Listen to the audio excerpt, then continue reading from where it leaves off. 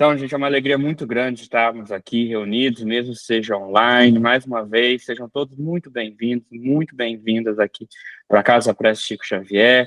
É uma alegria muito grande falar do tema de hoje, que hoje nós vamos falar de um tema muito querido, que é a família. Né? A família e a realidade espiritual vai ser o tema da nossa conversa. E como vocês sabem, né, vocês devem ter recebido a notícia, na semana passada a gente recebeu a notícia do desencarne do nosso querido médium baiano Divaldo Pereira Franco. A gente sabe que a morte não existe, quem morre é o corpo, mas nós não somos o corpo. Nós somos aquele espírito imortal que nunca morre. Então não é a gente que morre, é o corpo. Por isso que a gente nem fala morrer, a gente fala desencarnar. Então a gente tem certeza que o Divaldo deve ter chegado no plano espiritual com uma sensação de missão cumprida, e que deve ter tido uma festa lá no plano espiritual para receber o Divaldo, né? Que alegria de receber ele de volta para sua verdadeira pátria, que é a pátria espiritual. E já que nós vamos falar sobre família, o Divaldo deu várias palestras sobre família, ele falou várias vezes sobre a importância da família, né? Tem milhares de vídeos no YouTube do Divaldo falando sobre a família, e nós resolvemos pegar um pedacinho de um vídeo bem curto para a gente assistir, do Divaldo falando sobre a família, e, aliás, nós vamos deixar aqui na tela também o link desses vídeos para quem quiser assistir, rever mais tarde, tá? Quem quiser em outra ocasião, depois que tiver gravado as palestras no YouTube, vocês podem ir lá e rever o vídeo, tá? Então, vou pedir aí para a Cíntia Fran passar esses vídeos, por gentileza. Vamos lá. Através de Jesus, nosso modelo, nosso guia, estendemos o amor nestes dias difíceis. Amemos mais nosso filho, especialmente aquele que amamos ele, muito simpático, a nossa filhinha rebelde, a nossa esposa cansada, ao nosso marido renitente, viciado, que está cansado de ficar em casa e está descarregando em nós. Cuidado, muito cuidado. Não estamos acostumados a viver em família. E os casos graves de agressão doméstica estão aumentando muito por causa da irritabilidade dos parceiros dentro de um apartamento muito pequeno, da inquietação das crianças. Vamos aprender a viver em família e agradecer a Deus estarmos vivos. Sobretudo, sermos lúcidos. E, se for possível, não será mínimo. Vamos aprender a viver em família e agradecer a Deus estarmos vivos. Sobretudo, sermos lúcidos. E, se for possível, não será perigoso. Tome do livro de sua religião, ou do Evangelho, o texto do Novo Testamento, segundo o Espiritismo. Abra e leia em meio tom com a família reunida. A família que ora permanece unida. A família que ora ama. A família que ama ora. Quem ora e ama é profundamente feliz. Muito bom, sempre bom ver o Divaldo falando. Depois vocês vão olhar, tem um monte de palestra dele falando sobre a família.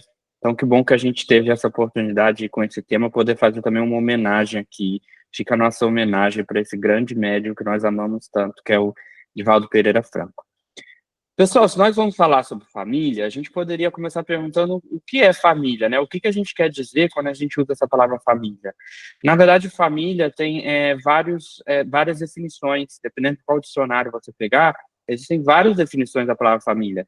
Tem gente que define família só por laço, por parentesco, né?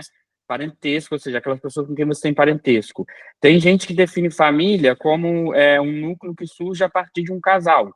Então, teria que ter um casamento para ter uma família, né? Enquanto que existem dicionários que têm uma definição muito mais abrangente, como, por exemplo, aqui no dicionário da Oxford Languages, ele dá uma definição bem abrangente. Olha, todo mundo que mora com você, né? Então, eles definem família como grupo de pessoas vivendo sob o mesmo teto. Aqui nós vamos usar essa definição mais abrangente possível. Nós estamos falando de todo mundo que mora com você, tá? Seja parente ou não. Às vezes é uma pessoa que mora com você que não é parente, que são os agregados, agregadas. Então, nós estamos falando aqui de todas as famílias, né? Todas as pessoas que moram com você, independente de ser casados ou não, de ser casado, se é união estável, se é namorado, independente de ser casado ou divorciado, ser pai solteiro, mãe solteira, né? Independente de ser um casal heterossexual ou homossexual, e também independente dos filhos serem filhos biológicos ou filhos adotivos. Aliás, por falar em filho adotivo, vocês sabiam que o Chico Xavier tinha um filho adotivo? Aqui na foto a gente está vendo o Chico com o filho dele. Então temos aqui uma família de duas pessoas. O Chico Xavier e o filho adotivo dele, cujo nome é Eurípides. Eu chutaria que deve ser em homenagem a Eurípides Barçanufo, né? Não tenho certeza, mas eu chutaria. É interessante que eu cheguei a conhecer ele, sabia? Quando eu visitei lá a casa onde o Chico Xavier morava, em Uberaba, né, gente? Não é Uberaba? A casa onde o Chico Xavier morava em Uberaba virou um museu. Eu fui lá, eu visitei e eu conheci o filho do Chico Xavier. Acho que eu cheguei a tirar foto com ele também. O que importa aqui pra gente, então, todo mundo que mora com você é família, tá? Agregado, se você considera seu cachorrinho, seu papagaio como família, então tudo bem. Estamos levando em conta todas as pessoas que moram com você. O que importa aqui é o que foi dito pela Joana de Ângeles, no livro Constelação Familiar, psicografado pelo Divaldo Franco.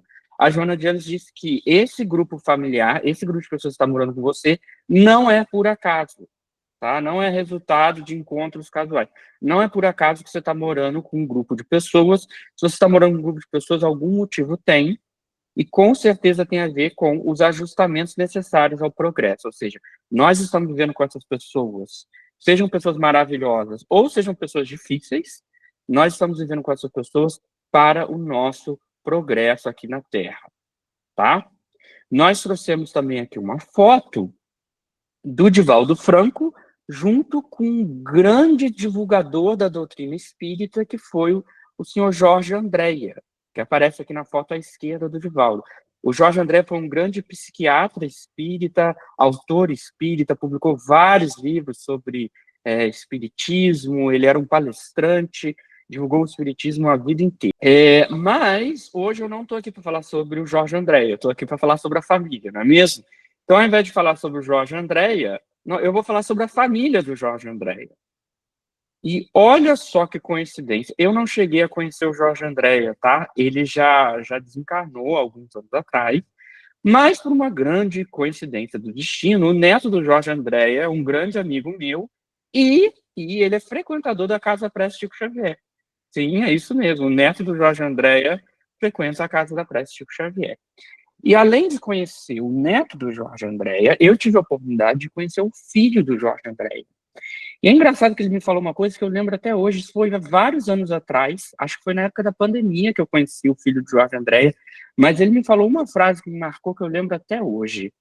Ele falou, teve uma hora que ele perguntou, o filho do Jorge Andréa, tá? Ele perguntou para mim assim, Estevam, você sabe qual é o momento mais importante do dia? Eu, como assim? Não entendi.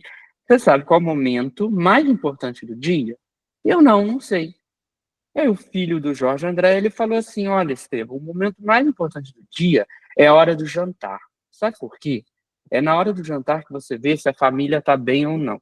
Se na hora do jantar tá todo mundo sorrindo, tá todo mundo conversando, tá todo mundo rindo com um sorriso no rosto alegre, é porque essa família tá bem. Essa família tá vivendo em harmonia, em equilíbrio. Agora chega na hora do almoço, tá todo mundo de cara fechada, ninguém fala com ninguém, né? Ninguém conversa com ninguém, é porque essa família não tá bem, essa família tá brigada.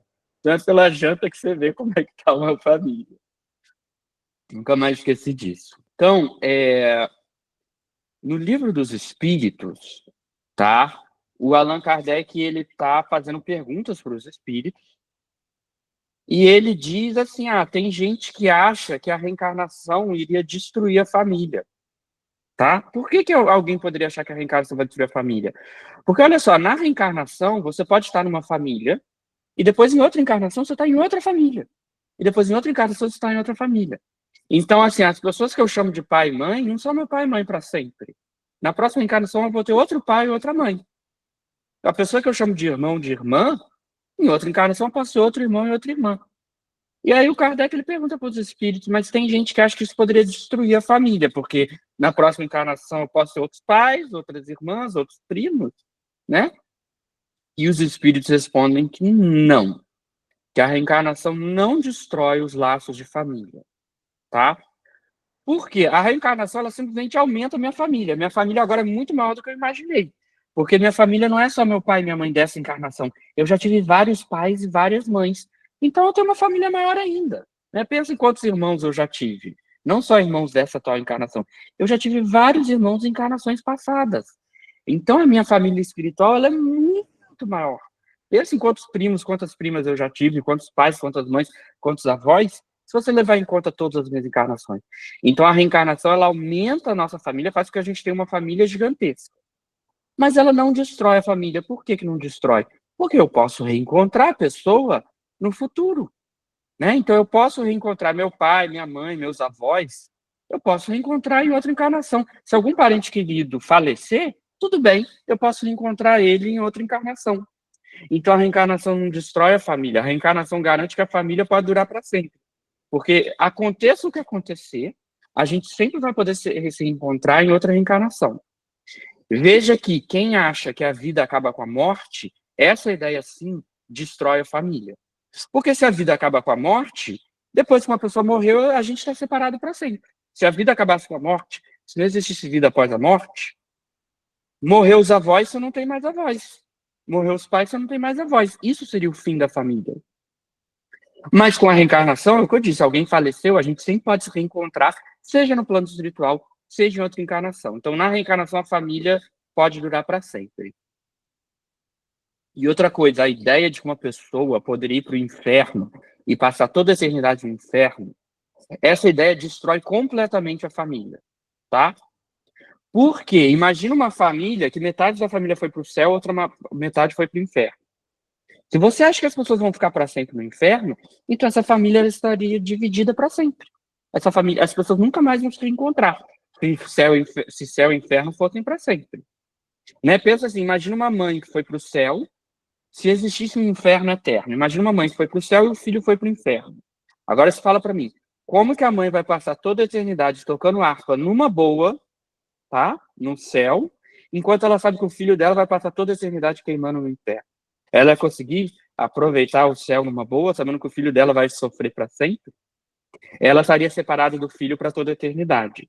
Mas quando você entende que não existe o sofrimento eterno, mesmo quando a gente fala de umbral, isso não é para sempre, você entende, tá bom, André Luiz pode ter ido para o umbral, mas depois a mãe dele resgata ele, ele se reencontra com a mãe dele, tá? Então, a reencarnação, ela fortalece os laços de família. Os laços espirituais são, assim, muito mais duráveis e muito mais profundos do que os laços corporais. Então, os laços familiares terrenos, eles podem ser frágeis, né? Você pode se separar da sua família por qualquer motivo. Mas esses laços espirituais permanecem após a morte. Além disso, como nós vamos ver adiante, a reencarnação explica as afinidades e as antipatias naturais entre parentes. Por que tem parente que a gente se dá muito bem, por que tem parente que a gente não se dá nem um pouco bem, tá? E a reencarnação permite que pais, filhos e irmãos podem se reencontrar ao longo de várias vidas. Então, gente, Jesus ele deixou bem claro a diferença entre família corporal e família espiritual. Essa é a chave para a gente entender a nossa conversa de hoje. Existe uma família corporal e existe uma família espiritual. Então, família corporal são os laços sanguíneos dessa atual encarnação. Mas a família espiritual, todos os espíritos com quem você já tem afinidade. Como eu disse, eu posso já ter tido vários parentes em várias encarnações passadas. E muitos desses parentes são muito próximos de mim. Então, quando eu chegar lá no plano espiritual, eu vou descobrir que, na verdade, eu tenho uma família enorme no plano espiritual, né? Quantos filhos e filhas eu já tive nas minhas encarnações passadas que talvez ainda gostem de mim, ainda se preocupam comigo. Então, nós temos uma família muito grande lá no plano espiritual, que são os espíritos que nos amam, né? Jesus deixa bem claro essa diferença.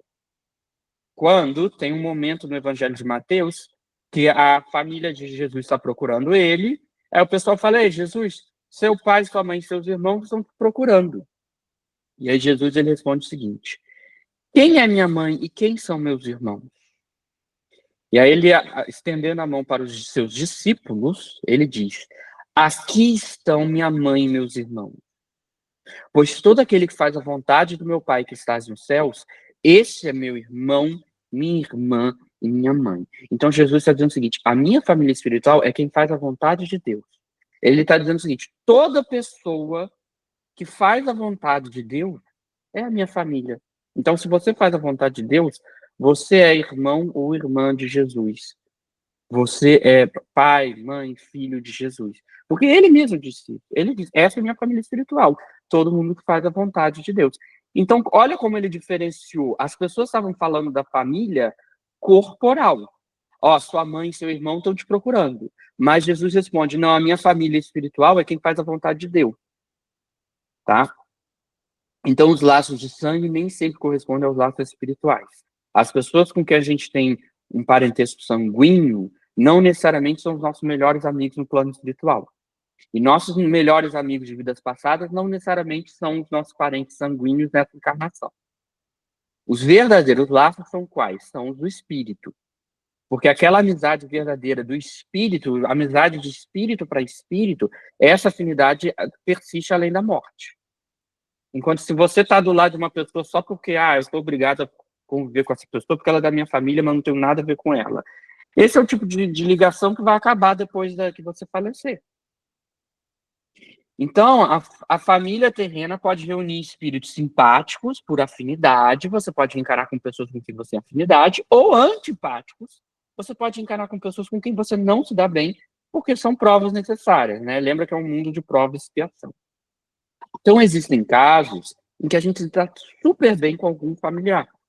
Né? Pode ser que você se dá super bem com seus familiares. Tipo, eu me dou super bem com meu irmão. Isso é comum, às vezes, entre irmãos que se dão super bem, ou gêmeos que são muito parecidos, inclusive no comportamento, se dão super bem. Né? Os espíritos falam no livro dos espíritos, são espíritos simpáticos, se aproximam por analogia de sentimentos e se sentem felizes por estar juntos. Se você gosta muito de uma pessoa, talvez você queira reencarnar com essa pessoa. Né? Eu poderia falar assim, gente, eu gosto muito de vocês. Na próxima encarnação, posso reencarnar na mesma família que vocês? Para a gente continuar junto? Então, espíritos simpáticos se reúnem em novas existências para continuar seu progresso juntos.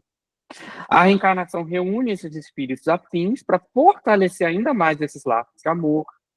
E quando você tem um amor natural entre pais e filhos, isso revela afinidades espirituais verdadeiras. Porém, às vezes existe antipatia entre familiares. Nem tudo é um mar de rosas do mundo da família, tá? A gente não está aqui só para ser ingênuo e falar que a família é um mar de rosas, todas as famílias são perfeitas, ninguém aqui nunca brigou com a família, ninguém aqui nunca se sentiu deslocado na família, né? Eu sou uma ovelha negra, que nem a Rita Lee. Gente, a verdade é que tem muita briga nas famílias. Tem muita família que não se dá bem, que briga, que não se fala mais, às vezes tem inveja, tem fofoca, né? Eu acho que todas as famílias têm antipatia. Tá? Eu nunca vi uma família que não tenha problema. Depois, mais à frente, a gente vai mostrar que até na família de Jesus tinha desentendimento entre os familiares de Jesus, tá? Eu nunca vi uma família perfeita que não tenha nenhum desentendimento. Então, às vezes, tem algum parente que a gente não se dá bem. Tem parentes que se odeiam. A gente vê, às vezes, casos, né? Pensa em Caim e Abel. A gente vê, às vezes, parentes que se detestam, que não querem se falar. E a gente pergunta por quê? Né? Por que existe essa antipatia? Primeira coisa, parentes consanguíneos podem ser estranhos espiritualmente entre si. Isso significa o seguinte: eu posso passar várias reencarnações reencarnando sempre com a mesma família. Então, eu estou reencarnando com pessoas que eu já conheço há várias encarnações. Mas pode acontecer, não necessariamente você sempre reencarnar com as mesmas pessoas. Pode, numa encarnação, eu reencarnar numa nova família com quem eu nunca reencarnei antes. Ou seja, eu estou reencarnando nessa família pela primeira vez. Então, esses espíritos não são conhecidos de longa data. Eu posso estar convivendo com estranhos, com pessoas com quem eu nunca tive uma encarnação antes. E aí eu posso me sentir meio deslocado. Tipo, gente, eu não me identifico com essa família. Eu sou diferente da família, eu sou a ovelha da família, que nem a Rita Lee. Só que existem casos mais graves. Não só existe você reencarnar com desconhecidos espirituais. Existem casos de inimigos que reencarnam na mesma família, tá? Nesse caso, a antipatia entre membros de família pode vir de inimizades anteriores, ou seja, pessoas que eram inimigos em vidas passadas e aí são forçadas a reencarnar juntos. Olha só que interessante. É como se Deus estava falando assim, você odeia aquela pessoa, você não quer perdoar aquela pessoa de jeito nenhum? Então vou fazer vocês reencarnarem como irmãos. Vocês passarem a vida inteira juntinhos. Vamos ver se assim vocês aprendem a se dar bem juntos, nem que seja forçado. Então, no slide anterior a gente falou que tem gêmeos que se dá bem, mas aqui na pergunta 203 do Livro dos Espíritos a gente vê o outro lado da moeda. Tem gêmeos que não se dão bem. Tem gêmeos que querem ao máximo se distanciar um do outro, que brigam. Tem gêmeos que são totalmente diferentes no comportamento, mesmo que sejam parecidos fisicamente. Então, gente, toma muito cuidado na hora de odiar uma pessoa, de sentir raiva de uma pessoa, tá? Aquela pessoa que te estressa no trabalho, toma muito cuidado. Porque se você não perdoa a pessoa e odeia muito a pessoa, não suporta aquela pessoa, ela me estressa, eu detesto. Você está criando uma ligação com aquela pessoa. Nem que seja uma ligação de karma. Se eu odeio demais uma pessoa, sabe o que pode acontecer, né? Você pode encarnar na mesma família que aquela pessoa. Aquela pessoa na próxima encarnação pode ser um filho, uma filha, um pai, uma mãe, um tio, uma tia, um irmão. Imagina você tem que reencarnar e passar uma encarnação inteira sendo irmão ou irmã daquela pessoa que você diz que detesta. Então é melhor perdoar, vamos perdoar todo mundo, porque eu não sei com quem que eu vou reencarnar, tá? Então espíritos que eram inimigos podem ter que renascer juntos, para quê? Para se reconciliarem. Vamos ver se assim eles se reconciliam. E assim, a convivência familiar, mesmo quando seja tumultuosa, conflituosa, ela é uma oportunidade de progresso e de reparação mútua, tá? Às vezes tem dois espíritos que estão brigando o tempo todo que se odeiam, mas na reencarnação eles esquecem das vidas passadas, eles esquecem que são inimigos e eles são forçados a reencarnar na mesma família.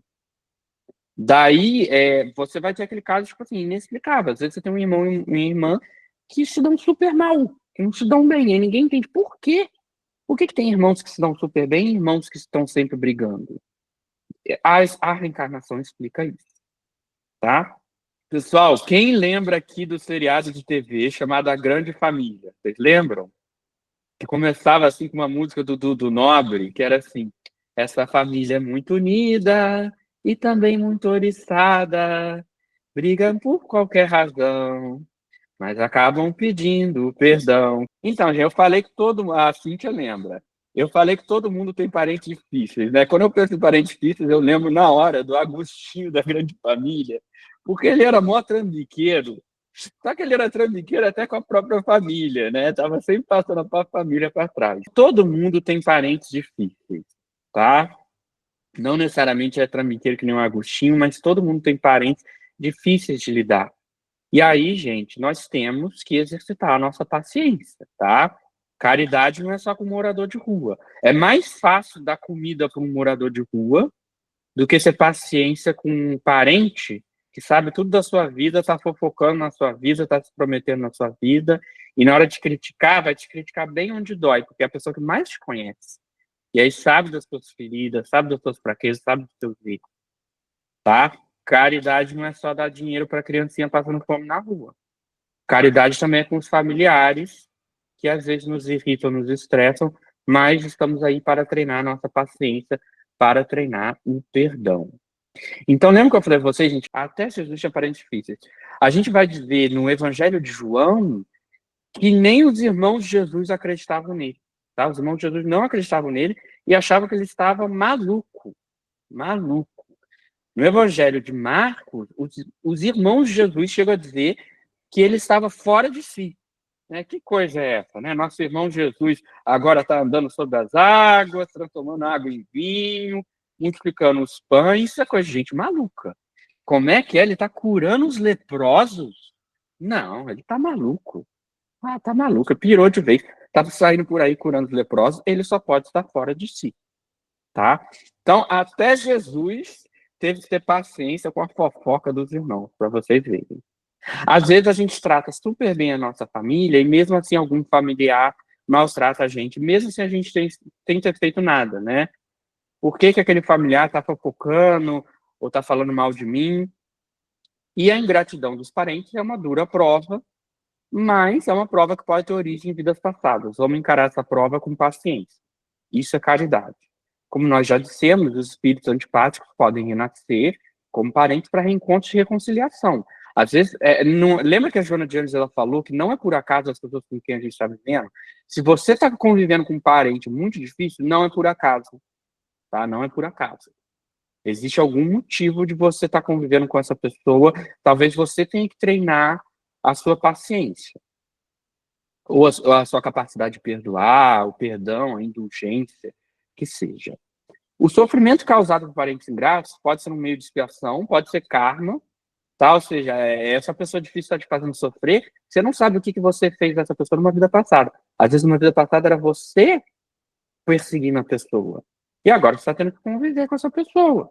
É o seu karma, tá? Lei de ação e reação. Ou pode ser uma oportunidade de progresso moral, né? Que bom que eu tenho um parente que me estressa bastante, que eu vou poder praticar o perdão no meu dia a dia, todos os dias em casa eu vou poder praticar o perdão, né?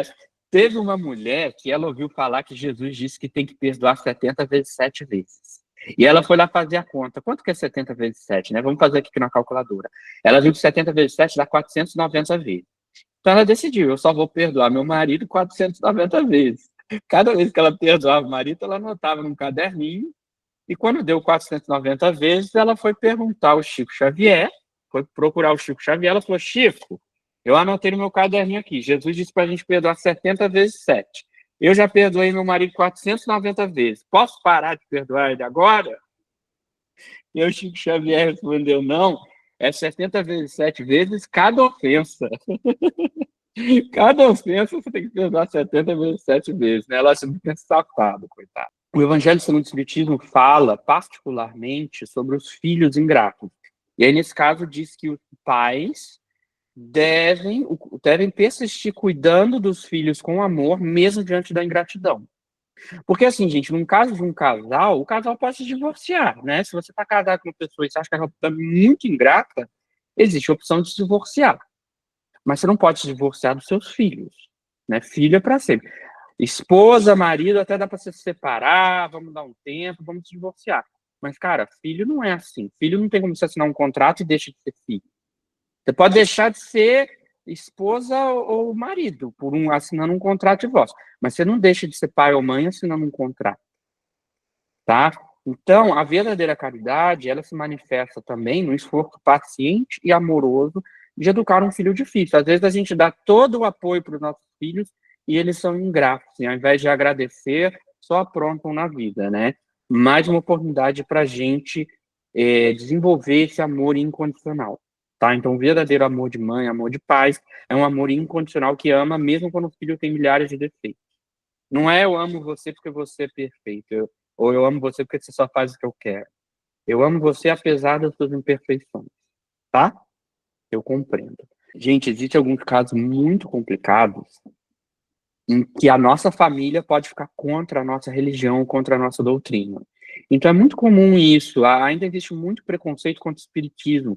É muito comum, às vezes, uma pessoa ela resolve que vai levar o espiritismo a sério, e aí ela começa a sofrer preconceito da família. E, infelizmente, ainda existem preconceitos de gente que acha que o espiritismo é coisa de maluco, tá? Aqueles preconceitos bem clichês, né? Bem estereótipos.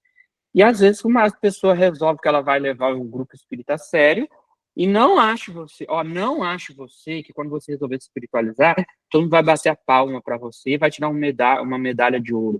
Parabéns, você se espiritualizou. Não é assim, não, tá? Quando você resolver se espiritualizar, vai ter gente que vai achar que você pirou. Os irmãos de Jesus não achavam que ele estava maluco? Como assim ele quer curar os leprosos? Ele é maluco. Se você resolvesse largar tudo para cuidar dos doentes, ia ter gente na sua família que achar que você pirou, tá? Às vezes, só de você estar frequentando o grupo espírita, tem gente que não vai entender. Como assim você quer assistir o evangelho e participar da fluidoterapia no sábado de manhã? Sábado de manhã a gente tem que ir para a praia. Você não vai para a praia comigo no sábado de manhã? Então, muitas vezes as pessoas não entendem a nossa escolha de um caminho espiritual que a gente escolheu. Pode ser o espiritismo ou outra religião que você tenha escolhido, tá? E aí, o que a gente faz nesse caso? Se por um lado a gente tem um chamado de Deus, um chamado da espiritualidade, e do outro lado a nossa família é contra, né? O que a gente faz? Gente, primeira coisa, amar não significa concordar. Você pode amar sem concordar, né? Se eu falar que eu amo meus pais, isso não significa que eu preciso concordar com tudo que meus pais dizem. Eu posso amar minha família, mas às vezes eu não concordo com o que a minha família diz. Eu tenho o direito de ter minha própria opinião, minha própria personalidade, eu tenho um livre-arbítrio, né? Eu posso respeitar muito um professor e discordar dele. Eu posso respeitar muito a minha família, mas discordar da minha família. Imagina que absurdo se eu fosse obrigado a concordar com tudo que a minha família faz.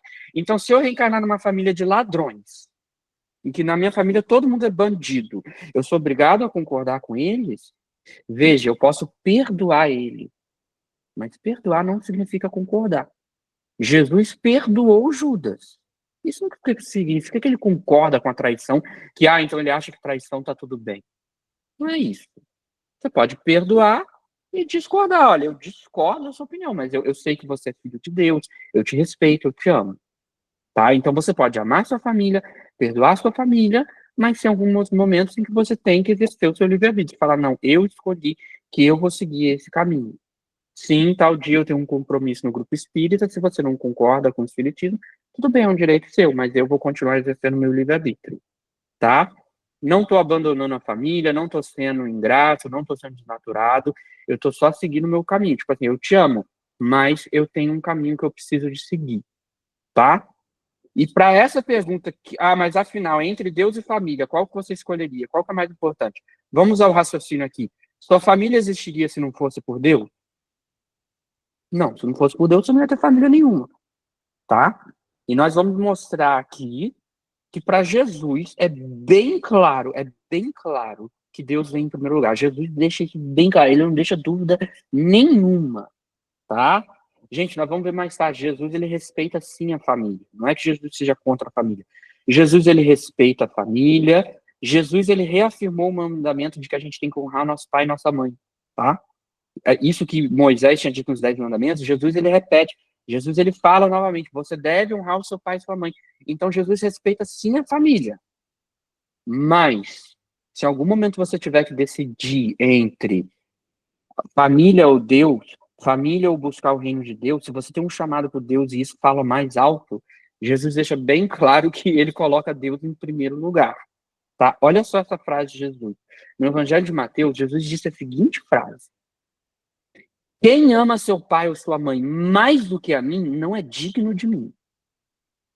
E quem ama seu filho ou sua filha mais do que a mim, não é digno de mim. Olha só que potente, para não deixar nenhuma dúvida de que Jesus está botando Deus em primeiro lugar. Às vezes Jesus pedia para os apóstolos, larga tudo, larga sua família e me siga. Larga tudo que você tem e vem me seguir. E tiveram apóstolos que tiveram que largar a família para seguir Jesus.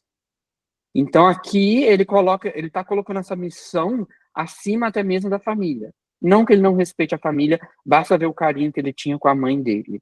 E que ele também disse honrar a vosso pai e a vossa mãe. Mas, em alguns casos, ele podia chegar para um discípulo e falar, larga tudo que você tem. Ah, mas e a minha família, não sei o que lá, eu tenho que enterrar meus pais. Ele fala assim, não, deixe que os mortos enterrem seus próprios mortos, tá? Ele coloca esse caminho espiritual de busca pelo reino de Deus em primeiro lugar. Tanto que no Sermão da Montanha, Jesus diz, busque em primeiro lugar o reino de Deus e sua justiça. Então é isso que ele coloca em primeiro lugar, esse nível de consciência, tá? Que é o reino de Deus. O reino de Deus não é um lugar, tá, gente? Porque Jesus diz que o reino de Deus está dentro de nós. Está dentro de nós, então o reino de Deus não é um palácio com soldados tocando trombetas, tá? O reino de Deus é um estado de consciência divino que existe dentro de nós. E Jesus, ele diz claramente, o reino de Deus vem em primeiro lugar. Então, sim, né, Jesus, ele ama a mãe dele, ele respeita a família, ele fala para honrar pai e mãe, ele diz para não cometer adultério, ele tem todo o respeito com a família. Mas às vezes ele falava, olha, agora chegou o seu momento, você vai ser meu apóstolo. Larga tudo e me siga. Porque senão você não é capaz de largar o seu apego, você não é digno de mim de ser meu apóstolo. Bom, gente, queria contar algumas histórias aqui para vocês, que a gente poderia lembrar. O Buda, tá? Ele era um príncipe indiano que viveu 600 anos antes de Cristo. O nome dele era Siddhartha Gautama. Depois que ele recebe o título Buda, que significa o iluminado. O Buda, ele era casado, ó. Ele tinha uma esposa chamada Yasodhara e eles tinham um filho chamado Rahula. Mas quando o Buda estava com 30 anos de idade, ele estava muito confuso. Ele não entendia por que tinha tantos sofrimentos no mundo. Ele via as pessoas morrendo, as pessoas passando fome, né, a pobreza, e ele começou a ver que todo mundo vai ficar doente, todo mundo vai envelhecer, todo mundo vai morrer, e ele via que todo mundo passa por sofrimento na vida, e ele ficou muito confuso, ele não conseguia entender por que tinha tanto sofrimento no mundo. E ele decidiu, cara, eu vou ter que sair numa peregrinação espiritual, vou sair de casa, vou morar na floresta, vou meditar, eu tenho que encontrar a verdade, eu tenho que descobrir qual é a solução para o sofrimento. Então, quando ele tinha 30 anos de idade, ele sai de casa e ele abandona a esposa e o filho, porque ele considera que ele tinha um chamado espiritual mais forte, que ele precisava descobrir a cura para o sofrimento humano. E aí ele passa 5 anos fora de casa, vivendo na floresta, estudando, filosofando, pensando na vida, meditando muito, até que ele alcança a iluminação espiritual e se torna o Buda. Ele se torna um espírito perfeito. E quando ele alcança a iluminação espiritual, ele entende que a causa do sofrimento humano está na ignorância e no apego. E ele chega à conclusão de que se o ser humano puder abandonar, destruir a ignorância e o apego, sem ignorância e sem apego não existe mais sofrimento. Esse seria a cura para o sofrimento. E é interessante que você poderia dizer assim, então o Buda ele é um desnaturado, né? Que safado. Ele se casou, teve filho, largou a esposa e o filho. Sim, ele largou a esposa e o filho, mas ele tinha um chamado espiritual, tá? Ele tinha um propósito naquela encarnação, ele sabia que aquele era o propósito dele. Mas o muito interessante sobre o Buda é o seguinte, assim que o Buda alcança a iluminação espiritual, a primeira coisa que ele faz é voltar para a família. Então, na verdade, ele dá um ensinamento da importância da família. Primeira coisa que ele faz, assim que ele alcança a iluminação, já com 35 anos de idade, ele volta para o filho e para a esposa. Então, ele sai de casa aos 30, 5 anos depois ele volta para casa e ele passa a treinar a filha e o filho. Não, perdão, a filha não, ele não tinha filha. Ele passa a treinar a esposa e o filho no conhecimento espiritual, né, no que a gente passaria a chamar de budismo.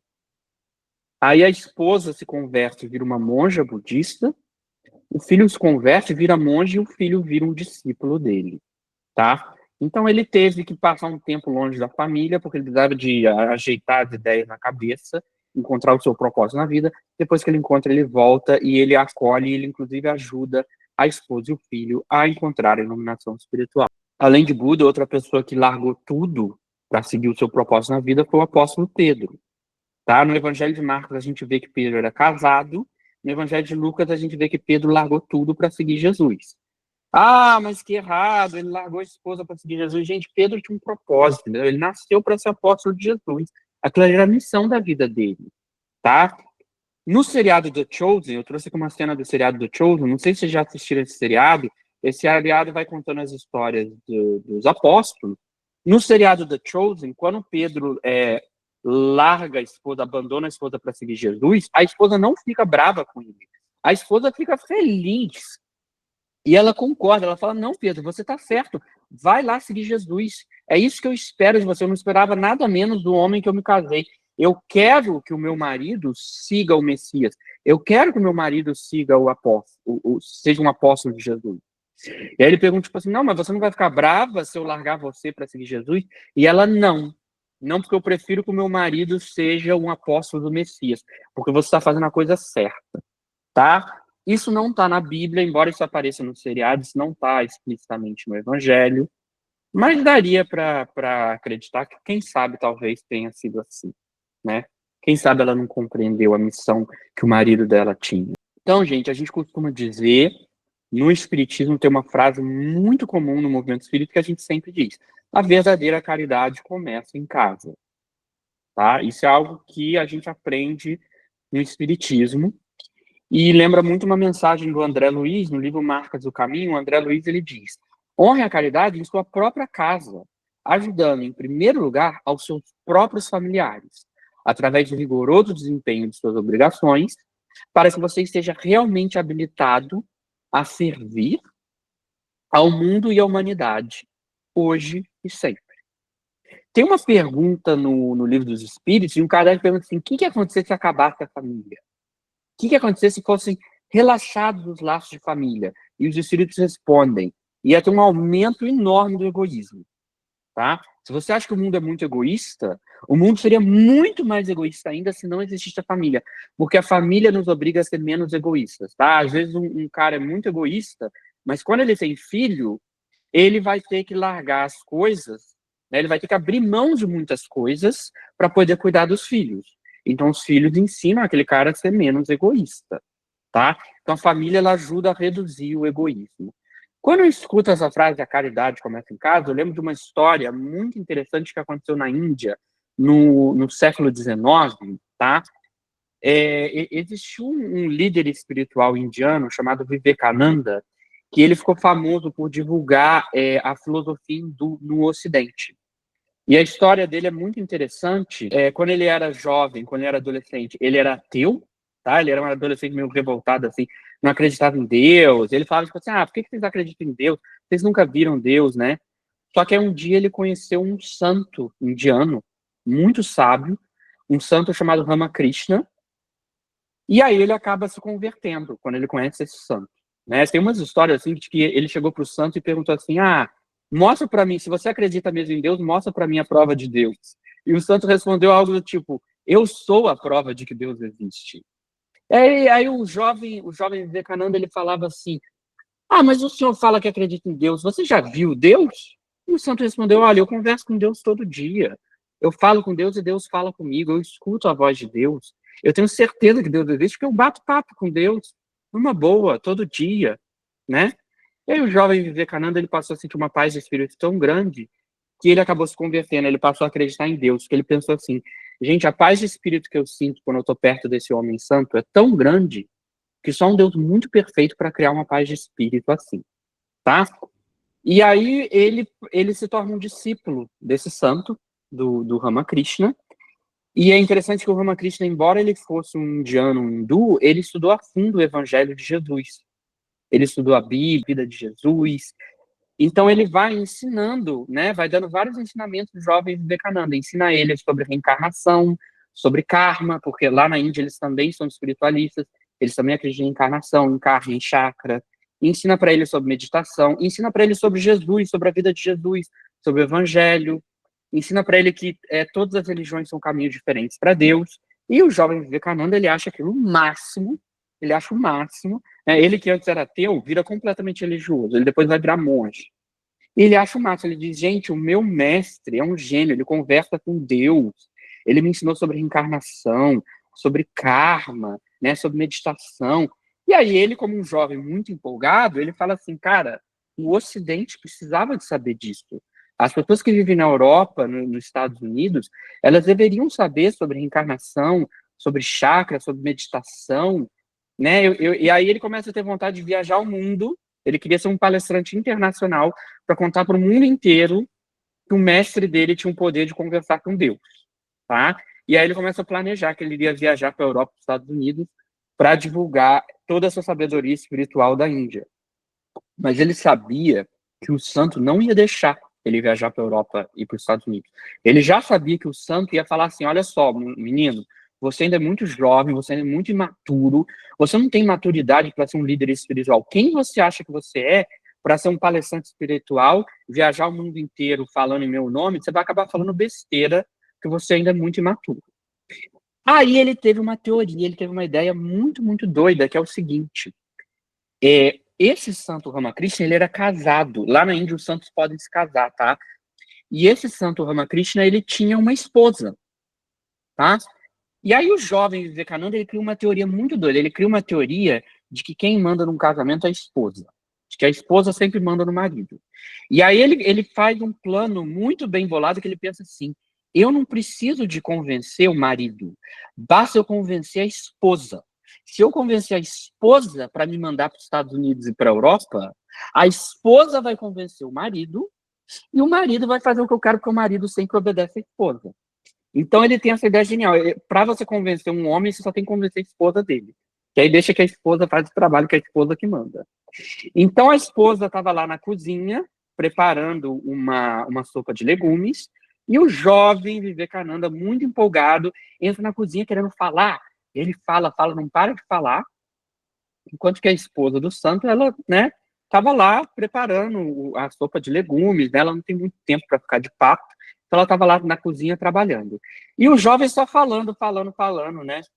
E aí ele todo empolgado, falando: senhora, o seu marido, ele é um santo, ele fala com Deus, ele me ensinou sobre Jesus, eu quero viajar para os Estados Unidos, para a Europa, porque eu vou dar palestras e eu vou divulgar o ensinamento espiritual do seu marido, não sei o que lá. E aí ela, muito ocupada, ela fala assim, ô jovem, você pode me passar uma faca de cortar legumes, por favor? Daí, o que ele faz? O que o jovem Vivekananda faz, né? Se ele fosse um cara mal educado, grosseiro, ele ia entregar a faca de qualquer jeito, né? Um cara mal educado ia pegar a faca e fazer assim, toma aí sua faca, né? Toma aí sua faca, né? De qualquer jeito. Mas, ele muito sabiamente, ele pega a faca com todo o cuidado do mundo, e ele segura a faca assim com todo o respeito, e com todo o respeito do mundo, com toda a gentileza, ele bota um sorriso no rosto e fala, senhora, aqui está a faca que você pediu. E ele oferece a faca para ela com todo o carinho, toda a gentileza, né? Aí ela pega a faca, deixa de lado e diz, eu não preciso da faca, eu já cortei os legumes. Você está pronto, pode ficar tranquilo, eu vou falar pro meu marido mandar você para a Europa e Estados Unidos.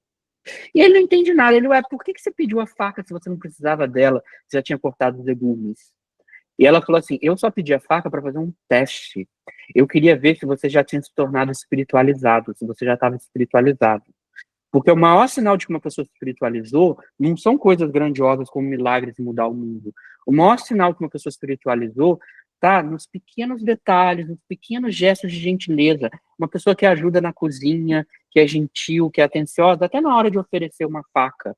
Né? Nessas pequenas coisas, é nessa gentileza que a gente vê que uma pessoa mudou. Você mudou muito, você está muito mais gentil. Então agora eu sei que você está espiritualizado, sim. Você se tornou um jovem mais gentil, mais atencioso. Então pode ficar tranquilo que eu vou resolver tudo. E aí ela falou para o marido mandar ele para a Europa, para os Estados Unidos.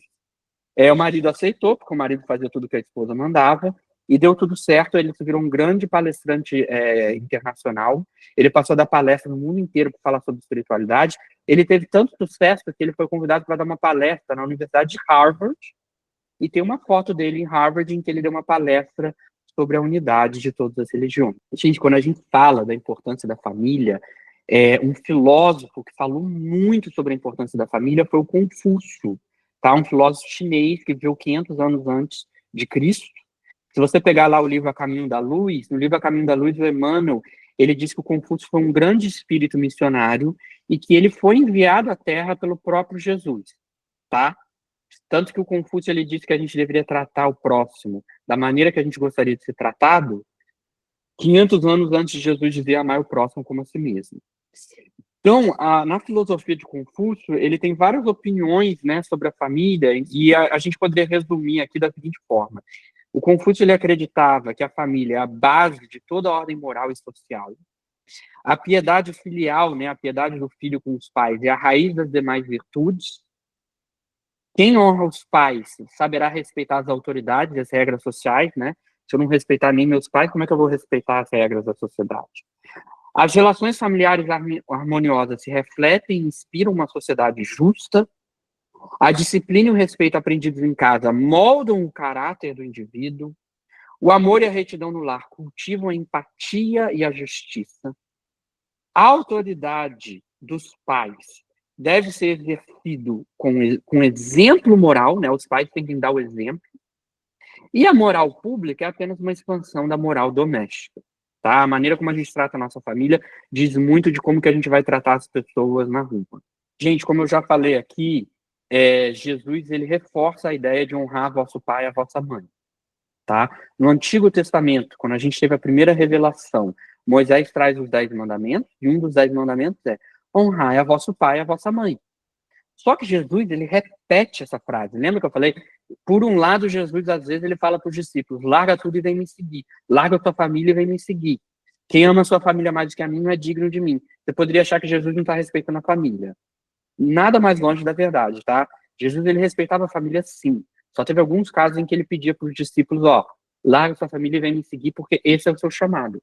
Mas Jesus respeitava muito a família, tanto que Jesus, ele repete essa frase. Jesus também disse, honrai a vosso pai e a vossa mãe. E depois, na terceira revelação, que é a doutrina espírita, se você pegar lá o Evangelho segundo o Espiritismo, vai ver qual é o título do capítulo 14. Tem um capítulo inteiro no Evangelho segundo o Espiritismo, que o título do capítulo é honrai a vosso pai e a vossa mãe, tá? Então, gente, ser pai é uma missão espiritual, com certeza, tá? Com certeza os pais têm uma missão muito grande. Isso está no Livro dos Espíritos. O Livro dos Espíritos fala sobre a missão dos pais, tá? É uma missão muito difícil, muito desafiadora, porque basicamente aquele bebezinho é um espírito que está encarnando e o pai e a mãe têm a missão moral de orientar esse espírito no seu progresso moral, né? Olha que responsabilidade. Então, os pais têm a missão moral de orientar o espírito. A missão dos pais é educar moralmente os filhos, tá? A influência dos pais é muito grande, principalmente nos primeiros anos de vida, porque os primeiros anos de vida é um período em que o espírito ainda está mais acessível à educação moral, né? Às vezes é mais fácil você mudar uma criança do que mudar um idoso. Tá? O adulto ele já está com as ideias formadas, a criança ainda não. Então, os pais têm que combater as más inclinações dos filhos desde cedo, e o amor de pai e mãe expressam a lei de Deus, tá? Cuidar dos filhos com zelo e amor é uma das formas mais elevadas de cumprir a lei de Deus. Sendo que os pais vão responder perante Deus, tá? Se os pais largarem os filhos ou forem negligentes na hora de educar os filhos, eles vão responder diante de Deus. Isso vai ter consequências. Então, a negligência dos pais na educação dos filhos é um grave erro que vai ter consequência para os pais. Então, gente, aqui na Casa da Prece, a gente sempre reforça a importância do evangelho do lar. Lembrando o vídeo que a gente viu do Divaldo Franco, em que ele fala que a família que ora permanece junta, que a família que ora ama, a família que ama ora, quem ora e ama é profundamente feliz. Né? A gente ouviu o Divaldo falando isso. E a Joana de Anjos, que era mentora espiritual do Divaldo, ela diz: acende o sol do evangelho em casa, reúne-te com os teus para orar, e jamais triunfarão trevas em teu lar, em tua família, em teu coração. Então, gente, para quem quer ter uma família harmoniosa, uma família mais harmoniosa, ter mais harmonia em casa, mais equilíbrio, mais paz, mais tranquilidade, um bom convívio com nossos familiares, né? Uma receita excelente, uma receita que sempre dá certo. Vamos criar o hábito de rezar em família, de fazer o evangelho lá, ler uma página do evangelho, né? Debater sobre aqueles ensinamentos que nós aprendemos de Jesus e orar em família, que isso vai fortalecer muito a união, o equilíbrio e a harmonia da nossa família. Pessoal, muito obrigado, que Deus abençoe todos vocês, fiquem com Deus.